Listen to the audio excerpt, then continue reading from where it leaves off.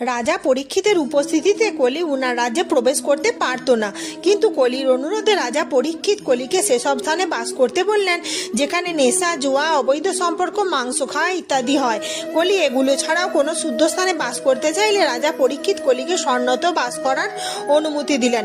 একদিন রাজা পরীক্ষিত তার পিতামহের একটি সিন্ধুক পেলেন, যেটির ভিতরে একটি সোনার মুকুট ছিল, যা একবার জরাসন্ধ পড়েছিল এবং জরাসন্ধের ছেলে সেটি সহাদেবকে ভীমকে দেওয়ার জন্য দিয়েছিল।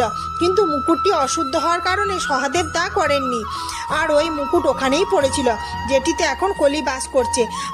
আর রাজা পরীক্ষিত ওই মুকুট পড়তেই কলি উনার মস্তিষ্ক দখল করে নিল। এই কারণেই রাজা পরীক্ষিত তপস্যায় লীন ঋষির গলায় মৃত সাপ দিয়েছিল, আর 7 দিনেই সর্পদংশনে মৃত্যুর অভিশাপও পেয়েছিলেন। 7 দিন পর রাজা পরীক্ষিত পৃথিবী ত্যাগ করতে কলি সম্পূর্ণরূপে পৃথিবীতে রাজত্ব শুরু করলো। Like, share, comment and subscribe.